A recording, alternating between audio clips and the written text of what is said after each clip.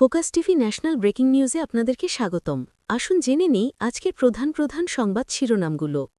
বিদেশি বাংলাদেশের শ্রমবাজার সম্প্রসারণের ক্ষেত্রে ভিসা জটিলতা দ্রুত নিরসনের জন্য পররাষ্ট্র মন্ত্রণালয়কে বিশেষ উদ্যোগ নেওয়ার নির্দেশনা দিয়েছেন প্রধান উপদেষ্টা অধ্যাপক মোহাম্মদ ইউনুস। সম্প্রতি লাইভ এবং নেক্সট টিভি নামে দুটি টেলিভিশনের লাইসেন্স দিয়েছে অন্তর্বর্তী সরকার।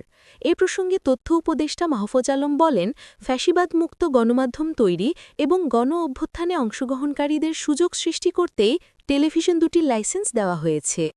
সাবেক স্বাস্থ্যমন্ত্রী অধ্যাপক আ.ফা.ম রুহুল হক তার স্ত্রী ইলা হক ও ছেলে জিয়াউল হকের ২৯ কোটি টাকার ব্যাংক হিসাব অবরুদ্ধ করার নির্দেশ দেওয়া হয়েছে।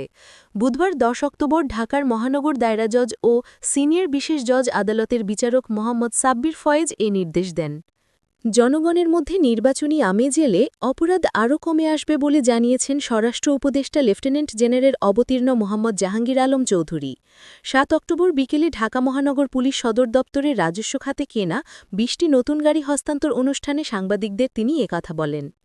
আওয়ামী লীগের সাবেক মন্ত্রী সাবির হোসেন চৌধুরীর বাসায় ৩ রাষ্ট্রদূতের বৈঠককে ব্যক্তির বাসায় বৈঠক হিসেবে দেখছেন পররাষ্ট্র উপদেষ্টা মোহাম্মদ তৌহিদ হোসেন। নিরাপদে প্রস্থানের পথ খুঁজছি না বলে মন্তব্য করেছেন পরিবেশ, বন ও জলবায়ু পরিবর্তন বিষয়ক উপদেষ্টা সৈয়দা রিজওয়ানা হাসান। বুধবার ৮ অক্টোবর দুপুরে সচিবালয়ে সাংবাদিকদের সঙ্গে আলাপকালে তিনি মন্তব্য করেন। বিশ্বখ্যাত আলোকচিত্রী ও মানবাধিকার কর্মী শহীদুল আলম ইসরায়েলি বাহিনীর হাতে আটক হওয়ায় গভীর উদ্বেগ ও তার প্রতি সহমর্মিতা প্রকাশ করেছেন প্রধান উপদেষ্টার প্রেস সচিব শফিকুল আলম। জুলাই জাতীয় সনদ ২০২৫ বাস্তবায়নের ক্ষেত্রে রাজনৈতিক দলগুলোর দেওয়া নোট অফ ডিসেন্ট বা ভিন্ন মতের অংশগুলোও গুরুত্বের সঙ্গে বিবেচনা করতে হবে বলে জানিয়েছেন জাতীয় ঐক্যমত কমিশনের সহসভাপতি অধ্যাপক আলী রিয়াজ। আওয়ামী লীগ সরকারের শাসনামলে সংঘটিত গুমের দায়ের করা ২ মামলায় সাবেক প্রধানমন্ত্রী শেখ হাসিনা ও তার প্রতিরক্ষা বিষয়ক উপদেষ্টা মেজর জেনারেল অবতীর্ণ তারিক আহমেদ সিদ্দিকী সহ ৩০ জনের বিরুদ্ধে আনীত অভিযোগ আমলে নিয়েছেন আন্তর্জাতিক অপরাধ ট্রাইব্যুনাল ১। শুনানি শেষে আসামিদের বিরুদ্ধে গ্রেফতারি পরোয়ানাও জারি করেছেন ট্রাইব্যুনাল।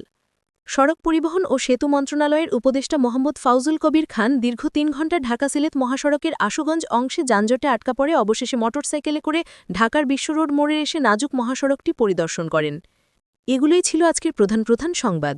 পরবর্তী সংবাদের জন্য ফোকাস টিভি এর সাথেই থাকুন। ধন্যবাদ।